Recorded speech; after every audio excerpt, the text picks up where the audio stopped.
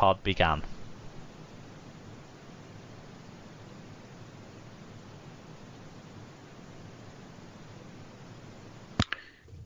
Is this player better in another position? I don't know. I was going to say Zach Hardaker.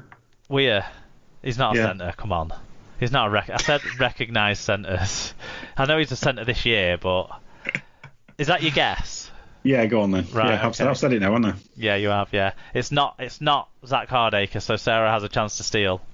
So he's at a new club. He's won 2 titles at his old club, but been in Australia in between those 2 titles. Is that right? That's right. Yep.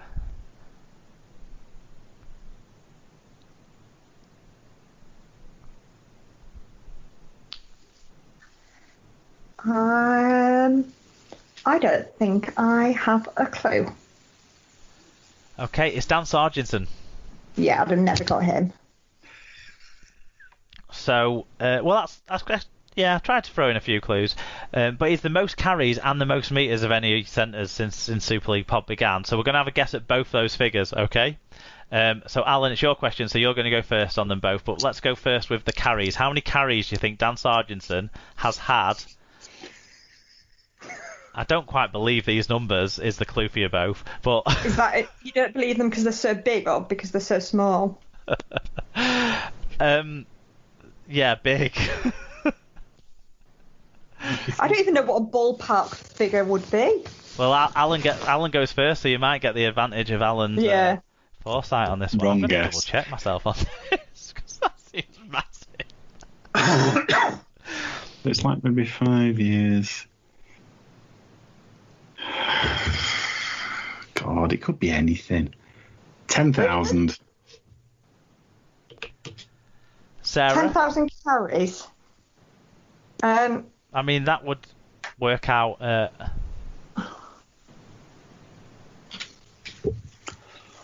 like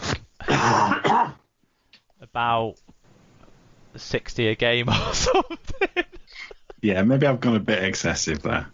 How about 4,500? Sarah gets the bonus point. It's 2,141. So with that now in mind, Hang on, sorry, 2,000. 141. Right. So with that now in mind, it works out as where's his average per game stats? It works out as 18 carries a game. Okay. It's quite a lot. Over 100 games, obviously. So, Sarah gets that one. Oh shit! Have I marked the score up? Sarah. Yeah, The tension has been built. So the scores are 8-all at this stage. So we now move on to meters. So Alan, do you want to guess first? How many meters do you think Dan Sargentson's made on his 2,141 carries?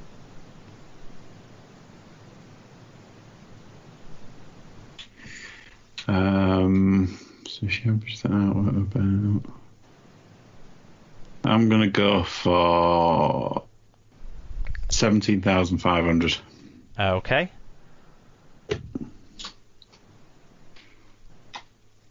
I'm going to go for 21,410. That would be amazing if he averaged 10 meters per carry exactly. But he's not Darryl Clark. Alan's actually closer. He averages just under 8 meters a carry, so about 7. Yeah. Sorry, just under 7 meters per carry. Sorry, so it's actually 14,642. So Alan takes the lead. One question left. I thought he'd have made more than that. That's 2 points available. I'm starting to get nervous that we might be in a situation of a tiebreak, and I'm not prepared for this. But Sarah, your question: if you get it, you get the point. If you don't, Alan gets the chance to steal and win. So pressure. Currently, officially unattached, this centre has made more errors in Super League than any other since SLP began. An unattached centre. Yeah, so currently, officially, unattached, this centre has made more errors in Super League than any other since SLP began. Officially unattached.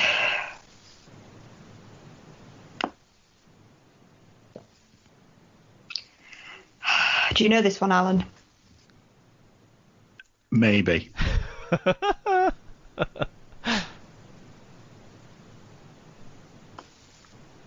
Hang on a minute. Who's that one? Building tension nicely. It is doing. She can't do the going through each team thing this time, though. No, I can't. Oh, what is his name? You're going to have to stall for a long time if we're going to go through every single centre who's not currently... Oh!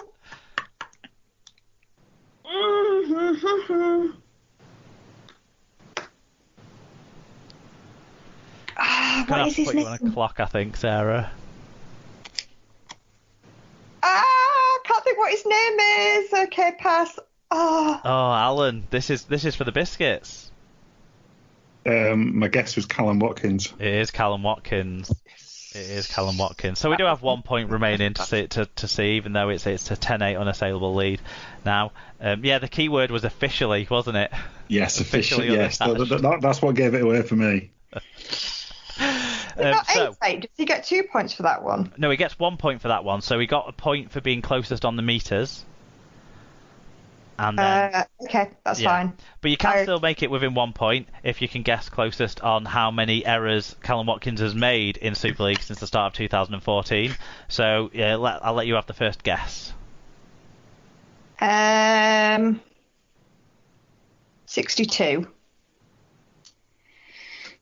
Alan? I'm going to say 90. Alan's closest. It's 176. Oh my god. Yeah. That's a lot. Do you know I was gonna go for a big number, and then I thought, don't go too ridiculous. Do you know who's made the second most amount of errors as a centre? Kurt Yeaman. No, it's Mark Percival, 175. Blimey. So, see, these ones, because Callum Watkins obviously was up there in tries and assists, very close behind the other two, and it's these ones that actually do a lot that also have a lot of errors because they're trying to do the little flick-ons and reach outs and stuff like that. There you go. So that's the quiz. We'll now move on to the... Well done, Alan. We'll now move on to the show wrap-up and our recommendations and catch-ups.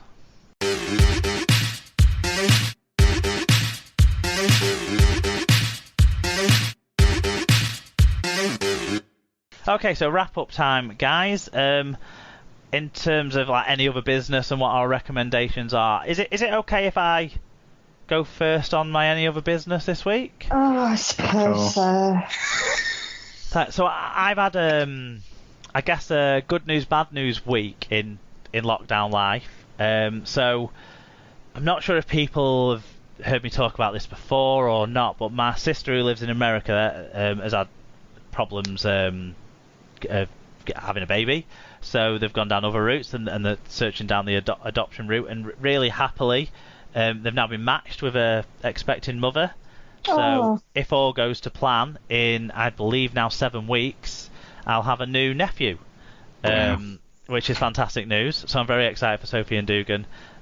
Cautiously, we've got to be cautious because it could change with the system over there, but we're hopeful, and that's really good news. And they've been sharing it on their social media pages because the fees and stuff are very high over there to go through the adoption process. It's very different to over here, and so, especially if you want a newborn baby, which Sophie has a heart set on. So we can't take that sort of away from what she wants. So actually, if people are feeling flush with cash, which none of us are right now, but if people do feel any sort of swell to donate, on my Twitter feed, the pinned tweet at the top is a link to their GoFundMe page. But yeah, no, it's great news and really exciting. The sad news to come alongside that was a couple of months ago on the show I talked about how we'd taken Emma's cat from Emma's parents' house. Well, really sadly we had to have the cat put down at the weekend. She was 19 years old. She was very old, and that's an old cat. She seemed to sort of have a new lease of life while she'd been with us, which was really good to see. She was getting out in the garden, climbing up on stuff, jumping around, even though she was very arthritic and she should not have been doing those things. But sadly, she just, I guess, was after a final fling, living with us for a couple of months. She obviously it was her time, and she sort of signalled that to us by stopping eating and stuff like that. So unfortunately we had to put her to sleep, which is very sad. But she had a good life, and Emma's been spending a lot of time the last couple of days putting together some pictures to kind of have a photo album for a mum, more so than anything, of the cat. And there's thousands of pictures. So well, she's going to be well remembered, and she was clearly well loved as well.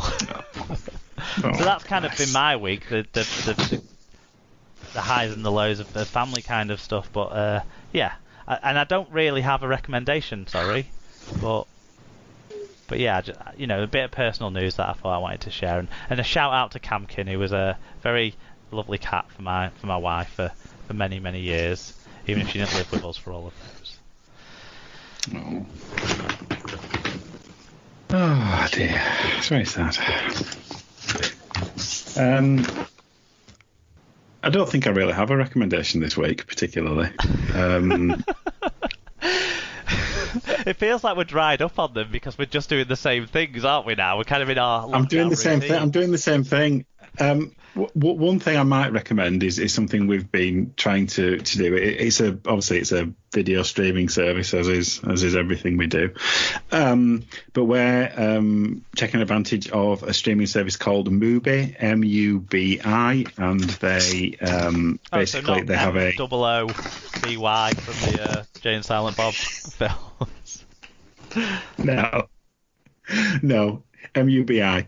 And it is a movie streaming service. They have a small selection. They do have a rotating list of 30 films, and they'll kind of put one on every day and then take one off. But they're kind of very much in Anna and I's wheelhouse in terms of international films and rarities and different things and stuff like that. So we're taking advantage of that at the moment. But yeah, other than that, we don't really have much to recommend, I'm afraid. But that's good. Like all these services, there's so much stuff getting put out there, isn't there? And people releasing long read articles for free that normally would be behind a paywall or stuff like that, or like you say, some of these films and TV stuff. It's hard to necessarily find the niche sometimes that you're not quite aware of. So it's really good that you're recommending that, I think.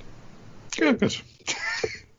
Sarah, before you go, update on the quiz. Sarah, from David Cantrell, he said he's just finished writing the Rugby League round of the pub quiz, and he's manfully resisted making all of the questions about London, which to me means most of them are going to be about London, a few are going to be about Huddersfield, and one of them is going to be about the one of the local London teams, like the Silverbacks or something like that, or the Brixton Bulls or something. But there's the quiz update. Join us for that on Wednesday. So so for me, am I allowed to give a business plug? Of course you can. The first of two in this section, I'm sure. So at the moment, I have launched a project to try and get some activity sets into care homes, because obviously they're people who can't have visitors at the moment, and it's having quite a big impact on them and just their well-being and stuff. So well, look, if we can't think of new things to recommend this week, and we're kind of less isolated in a way to the modern world and the way things are than people in care homes might be, it's a good idea, isn't it, to give them more stuff to do? Yeah, so I've just tonight put in an order for hopefully the first of many, including jigsaws and colouring books and sticker books, magic painting and quiz books and puzzles, and just lots of things that'll hopefully just give them something to do. So if anybody, either personally or company, business-wise, would like to donate any money to that, that'd be great, because it'd just be really good to get some more care homes benefiting from it, really. Yeah, definitely. And so head to the usual Sarah's Bookcase places, isn't it? At Bookcase Sarah on Twitter, or Sarah's Bookcase on Facebook, and there'll be a link to the Facebook page where you do most of your business. Yeah.